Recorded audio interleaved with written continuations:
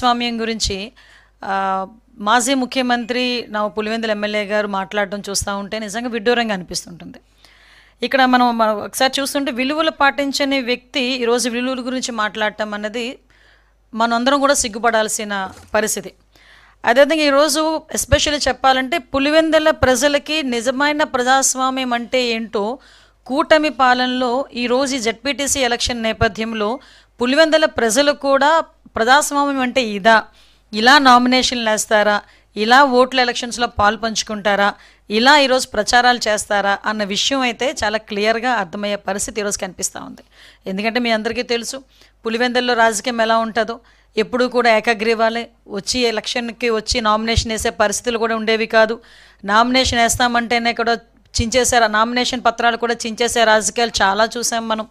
వాటన్నిటికీ కూడా విరుద్ధంగా ఈరోజు చాలా ప్రశాంతమైన వాతావరణంలో పులివెందుల జెడ్పీటీసీ అదేవిధంగా ఒంటిమిట్ట జెడ్పీటీసీకి సంబంధించిన ఈ ఉప ఎన్నికకి సంబంధించి మనకి పులివెందుల్లో సుమారుగా 15 బూతులు మనకి ఉంటే అదేవిధంగా ఒంటిమిట్టకి సంబంధించి 30 బూతులు.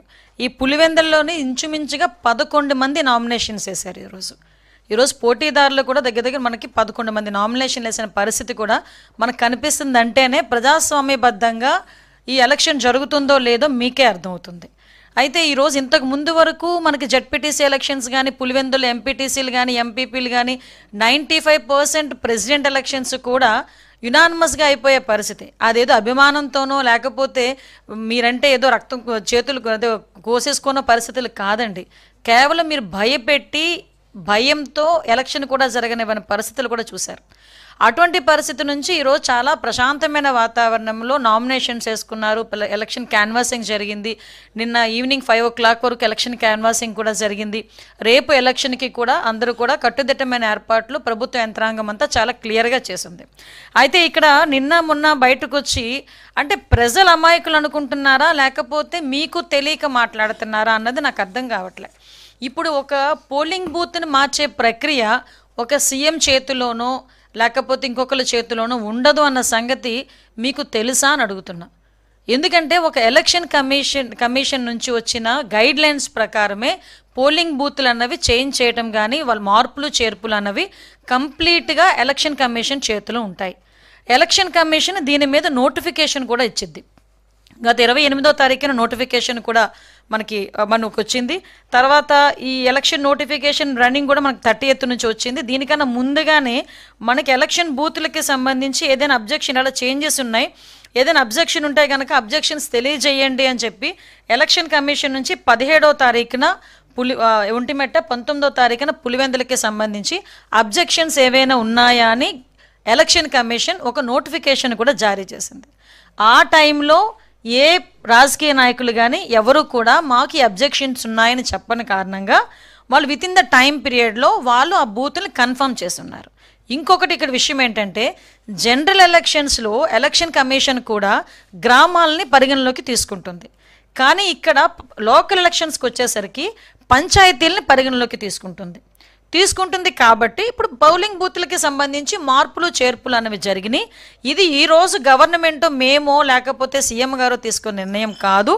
దయచేసి ఇది ఎలక్షన్ కమిషన్ ప్రొసీజర్ ప్రకారం జరిగిందన్న సంగతి నేను ప్రజలకి చెప్తున్నా.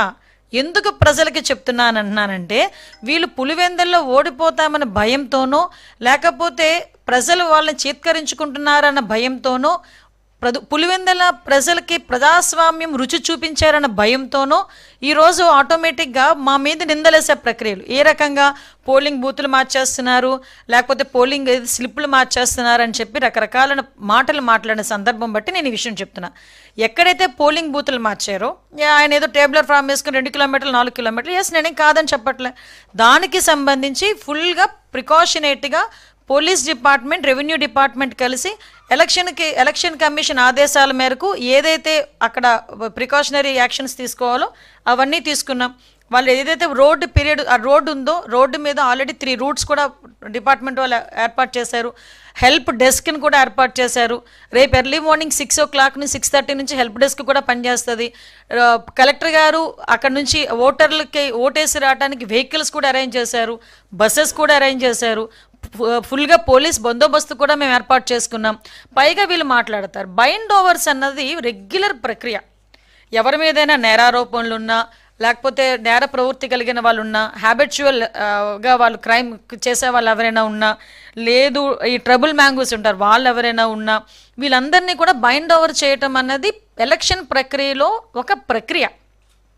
ఎందుకంటే వీళ్ళు ఎలక్షన్ ఏమైనా ఇబ్బంది పెడతారేమో, లేకపోతే ఎటువంటి అవాంఛనీయ సంఘటనలు చేయడానికి వీళ్ళు ఇబ్బంది పడతారేమో అనే విషయంతో ముందుగానే బైండ్ ఓవర్ ఒక వైఎస్ఆర్సీపీ వాళ్ళ మీద కాదండి, బోత్ పార్టీస్ మీద కడతారు. టీడీపీ మీద కడతారు, వైఎస్ఆర్సీపీ మీద, అన్ని పార్టీస్ వాళ్ళ మీద. ఈ 2 పార్టీలే కాదు, యాక్టివ్గా అన్ని పార్టీలు ఎవరైనా ఇటువంటి నేర ప్రవృత్తి ఉన్న వాళ్ళు ఎవరైనా ఉన్నారు అనుకుంటే, పాత నేరస్తులు ఎవరైనా ఉన్నా, రౌడీ షీటర్స్ ఉన్నా, వాళ్ళందరినీ కూడా బైండ్ ఓవర్ చేయటం అన్నది ఎలక్షన్ ప్రక్రియలో భాగం.